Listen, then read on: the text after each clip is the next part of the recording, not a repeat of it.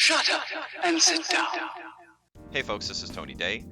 Today what we're going to be doing is looking at some comparisons between S-log3 and S-Cinetone. Now, this test in particular is to see how good either one is going to be for grading in post, and it's really more of a stretch test to really understand how much room for corrections we're going to have between these two.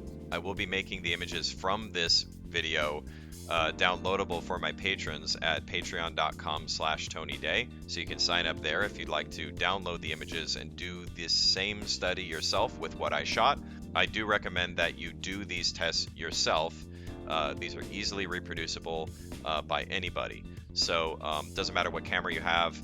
This is with a Sony FX3, but if you're shooting Canon profiles or you're shooting Panasonic or any other kind of profile, I highly recommend doing a test like this to see how stretchable your files are. Okay. Before we begin with this, I just want to have a disclaimer. When you're watching this video, please keep in mind, I'm not telling you that if you shoot broadcast news or you shoot like something where you're not going to have any room in post for doing corrections or doing grading at all, that you should, not shoot S-Cinetone, because obviously that would be ridiculous, right? S-Cinetone, if it's working for your live productions or something like that, obviously use it because that's a different kind of scenario. I don't work in that field anymore.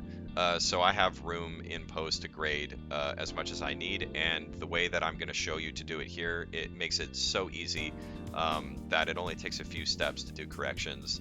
So first I want to show you my project settings. We're using DaVinci Resolve. If you're not using DaVinci Resolve for your color grading at this point, what are you doing? Make sure you're using DaVinci Resolve, okay? We're going to use color management. We're in ACEScct. We're going to go with ACES 1.3. That's the newest version. We're going to do an ACES input transform of Sony S-log3 S-Gamut3. So all of our S-log3 S-Gamut3 footage is going to properly be piped into the ACES pipeline. We're going to apply the ACES reference gamut compress to make sure that we're not getting any oversaturated colors that we can't fix. The ACES output transform is into Rec. 709. Okay, and we're not going to be using color space aware grading tools for this particular demonstration. Okay. And what we're also going to do for this, I'll explain later, we're going to be bypassing the color management for S-Cinetone because it's very important to do that because ACES can kind of make colors get a little wacky when you're trying to fix Rec. 709, okay? So let's get into what the experiment is here. So what we did was we've got 8 shots. I'll just click through them. We got 1, 2, 3, 4, 5, 6, 7, 8. And you probably notice that as we click through these, we've got white balance correct, and then white balance wrong, white balance correct, white balance wrong. Okay? And this is important because what we want to do is see if we screw up, okay? And we screw up pretty bad. How easy is it going to be for us to fix it, and can we even fix it? That is a big question, and to me is one of the most important things when I'm shooting anything that I plan to make money with, because I don't want to reshoot anything ever, and I want to spend as little time as possible in post-production as I can. And I want safety, and I also want to make sure that I can get the colors that I want easily and without too much hassle, even if something went wrong, okay? And considering how many people I've seen have issues, even in higher end productions on forums, and how to fix stuff like this is very, very important in my view. Okay, so now let's just, before we get into doing comparisons here, I want to do comparisons between these two, which is, this is the ACES transform with S-log3 S-Gamut3, and then this is our S-Cinetone. So let me just make sure that I show you here. We're bypassing color management for our Rec. 709 ones. Let me just make sure I'm doing that in each. That's bypassed. That's bypassed, and that's bypassed. That way we don't have ACES kind of screwing with the Rec. 709 footage in any way that makes it unfair. Okay, so let's go ahead and look between these two. As you can see, the color transform is different, especially if you look in the vector scope, you can see how it's different. In the S-Cinetone version, we have skin tones being pushed yellow for some reason. We have blue, this blue from this thing here is being pushed this way toward the box, whereas here it's more in between cyan and blue, giving us a teal look. Now, I don't know about you guys, but I prefer this. Okay, this, even when I get this out of my footage, if it's properly corrected, unless this is a particular blue that is for a brand, I prefer this every time. Okay, so in my opinion, this transform wins on the blue front. Reds, if we look at the reds here, I love the way that Aces makes reds punchy like this. This is I just love this. And if we look at the fruit, it looks really good. Okay. Now, if we go to S-Cinetone, it looks pretty good too. I like the punchiness of the reds. It has a very good punchiness to it that I like. The yellows look good, the greens look good. In my opinion, between these two, I can't see enough of a difference in these colors to make me pick one or the other. Um, so to me, it's kind of like a wash on these colors. Okay. Now let's look at the skin tones. And I know this is just my hand, but I've noticed the same thing regardless. If you want to try this with a face in the shot, I recommend you do so. I've done it on my own with my own testing. But I'm not going to have other people's faces out there on the internet to use, okay? So I'm just going to have to use my hand because it doesn't really matter. The skin tones are going to be affected the same way. So as we go back and forth between these, you can see that there's quite a bit more yellow in the skin here than here.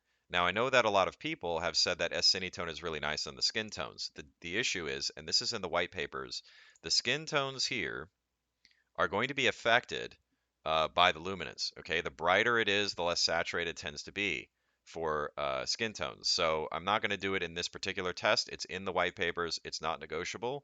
Sony has said themselves, if you want to expose skin tones, you got to make sure you get the skin tones where you want it, because your different shots are going to have saturation behaving differently depending on where that level of luminance is for the skin tones, okay?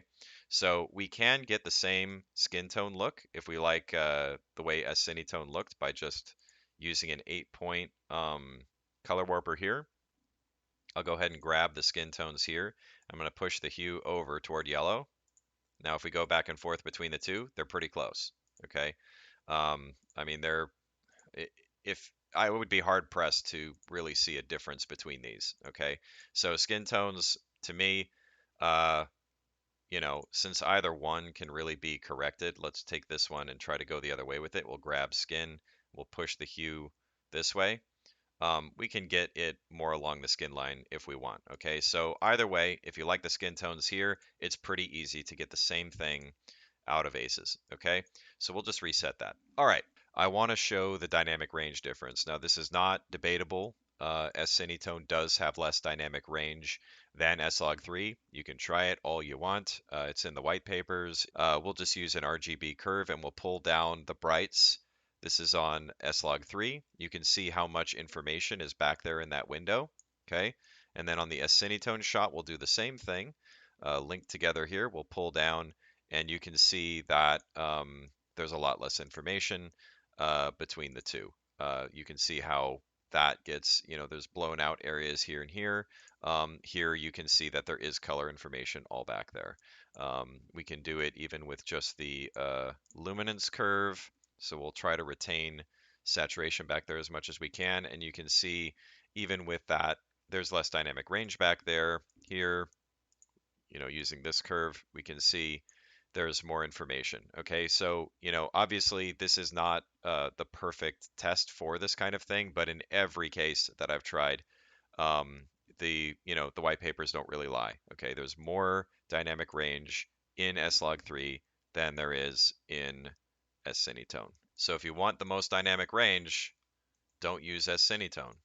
Okay, now what we're going to do is we are going to do the highlight of this, in my view, that will show you why S-log3 S-Gamut3 is much better for correction and grading and all that stuff compared to S-Cinetone. And in fact, I would say after this test, if it hasn't convinced you, nothing will.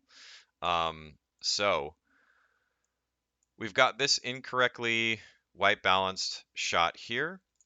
I'm going to do my version of the easiest way to white balance your shot. You grab something white, and we're going to take this ball and we're going to put it in the middle, because if it's white balanced properly, white should be white, okay?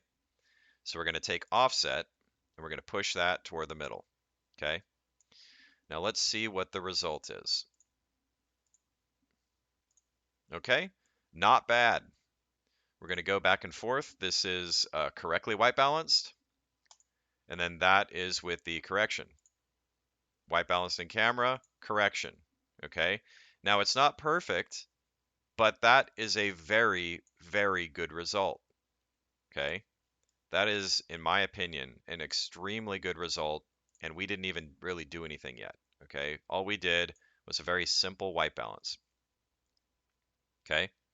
Now, we can do a few more adjustments to get it to be a lot closer to this, and we'll do that in a moment, but let's try S-Cinetone and see what we get with a very easy white balance, okay? So here's S-Cinetone, and we're going to correct this one. So I am going to use two different ways that you could try it on your own. But in my opinion, if you're doing this with Rec 709, in the normal settings in Resolve, which I would imagine many people want to do this easily, and people who are working in other programs, if you're still doing that, the temperature and tint is going to be easier to get a better result than using offset. That's just my experience, but we'll do both. So here's the ball. Let's move it toward the middle. Okay, so we've got the ball right there in the middle, and we will turn off that, and you can see that the result is not nearly as good. Okay, look at that. Huge difference between the two. Okay, and we compare, this is the corrected S-log3 to this one, and you can see which one looks a lot more natural. Look at the skin in particular. Okay, it starts to get kind of weird looking on this one. And if you look, the best way that I've found to really know if you're close enough with a quick white balance like this between two images is to just look at the vector scope. You see this curl here? That is absent on the in-camera white balanced, okay? And that's really bad if it's in your skin tones like this. So it means that you're going to have some issues, and it's going to be difficult to correct, and you'll probably have to focus on skin tones, and everything else in the shot might not look too good, okay? So let's go in here, and instead of, turn that on, and we'll turn on this. Instead of using offset, let's try using the temperature tools. So we'll pull this first, and then we'll pull the tint, and we'll try to get it as close as we can to the middle. You can see that it's a little bit, I don't think I can do anymore. Yeah, it's a little bit like flatter than a ball like in this one, in S-log3, but we still are getting white there in the middle here, okay, as close as we can. Now we'll turn this off. I think that's a better result because we don't have that weird tinting going on in the shadows. And you can see just between the two of these which one was easier. Okay, so if you're like, S-Cinetone's easier to grade, well, sure, if you get it perfect in camera, then you're not going to be doing really any grading at all, right? But if you make any kind of issues with your shoot, it's not going to be easier. It's going to take you a lot longer, in fact, because as you saw here, we did a very simple white balance just using the white card, and we got a much better result here. Some people, especially some clients, will never know that you shot with the wrong white balance here. They'll just never know. Okay, and especially if you compare to this, I mean, this just looks wrong. And I've seen some people deliver this to client because they couldn't really fix it. This is what they had. Okay, so I want to just do a little bit more here with this one because I think it's important to show. Okay, what I'm going to do is I'm going to get more of these colors to look accurate, and it will really stretch how much we can do corrections with S-log3, S-gamut3. So we'll just kind of go back and forth between these two, and we're going to use the color warper, which I love. We're going to just use HSP for this one. And in my experience, using this 8-point, you can either use 6 or 8, either of those, depending on what you got in the shot and how much control you need. You can even do more, but I found 8 is pretty good. we can make adjustments to get really, really close to our original shot, okay? So let's just look here. If we look at the vector scope, I'm just going to go back and forth between the two, and I'm going to pull our colors to closer match what we have in the original correctly white balanced image, okay? Looks like luminance is down a bit, so we'll try to pull that down. Yeah, more like that. Yellow is reaching too far. We'll take yellow and pull it back a bit, like this.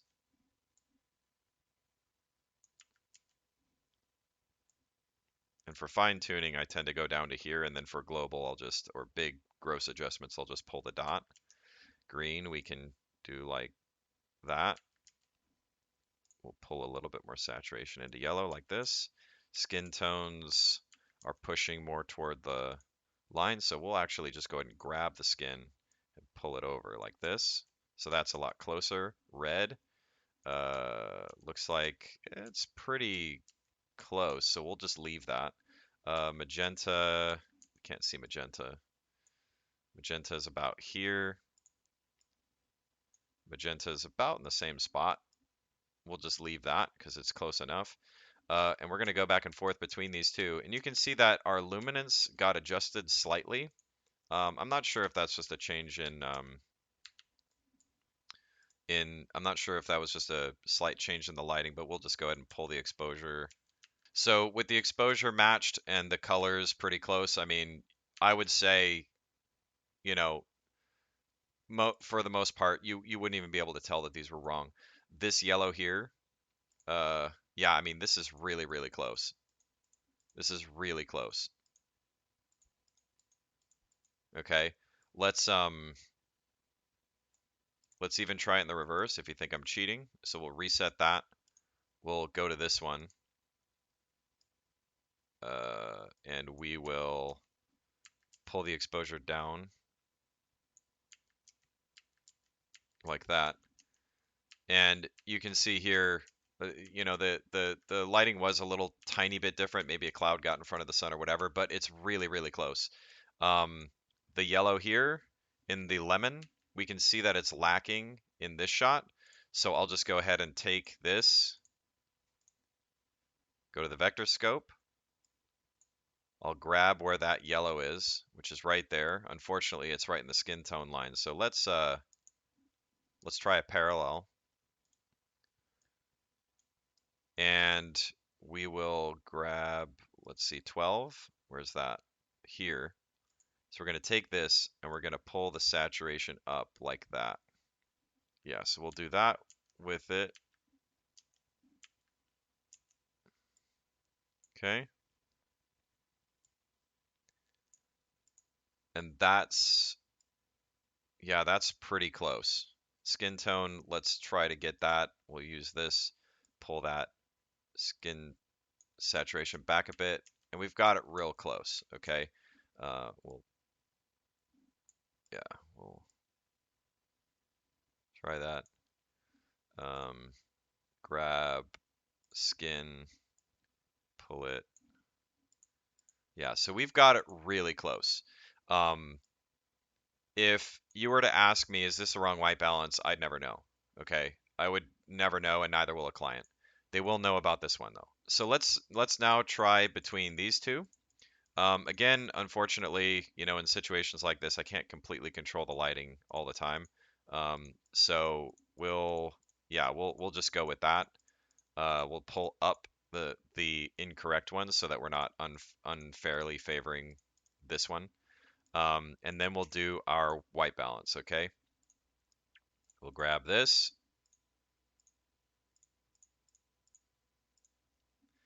And we will go here, pull that up into the middle. Okay. And now when we look between the two, you can see that it's not as close, I think, as the first white balance adjustments that we had made, but we're well on the way. It's not horrible, but there are definitely some fixes to make. Here, if we look in the vector scope, you can really see how different they are, okay? So we'll make those adjustments in a moment, but again, let's try with S-Cinetone and see what happens. Grab this, and we'll do a quick white balance.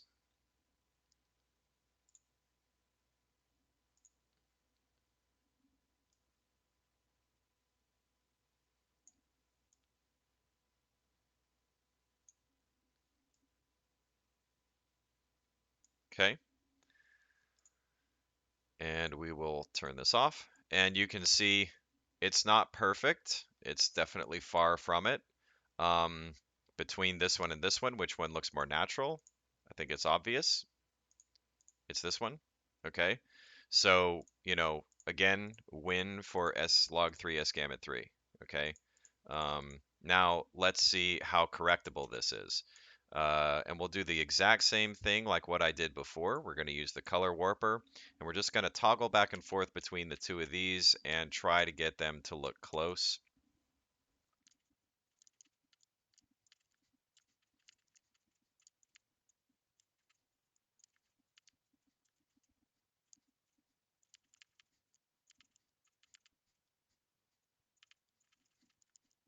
Comparing the two, I guess magenta here, we've got a little bit of a difference. Let's go ahead and let's see, magenta's around there, is pulled this way. Let's pull magenta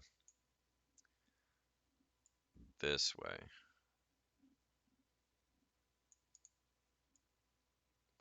That way a bit. Yeah, that's better. Okay, so now if we look at the two of these here, I kind of go like this, and then I go to this one. We're really close. I mean, obviously this one has a bit better color, especially in the reds here, I think. Magenta and red looks a lot better by comparison. But if someone was to show me this and ask me, was this shot native white balance or not, I wouldn't be able to tell. It's so close that, I mean, it looks pretty good, and the skin tones don't look horrible. It doesn't look, completely messed up. And that is a pretty good result.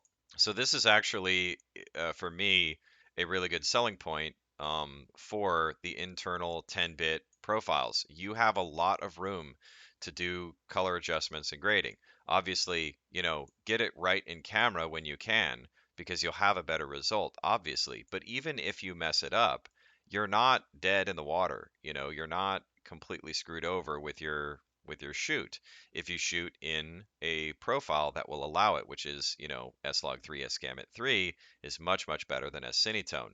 And again, uh, if you are a patron, you're going to have access to any of these images, so you can grade them, try to correct them, try to prove me wrong, show me how much easier it is to get this, in a proper look like this, compared to this. I mean, I'm not going to do it. I've done it before. It's a pain in the butt and it's not fun. This is much easier, okay? Um, this kind of thing is much easier. All right, so that is it for this tutorial. I hope that this will help you um, to make a decision on what you're going to shoot, either S-Cinetone or S-log3 for your productions. Again, I'm not saying to not shoot S-Cinetone for something that is a live production or something like that, but if you're going to have some room to do work in post-production, to do corrections, and you want to make sure that you save your own butt if you have problems with color, there is no contest. S-log3, S-gamut3 is far, far, far better than S-Cinetone for any kind of grading purposes. So that's it. I hope you enjoyed this, and I will see you next time.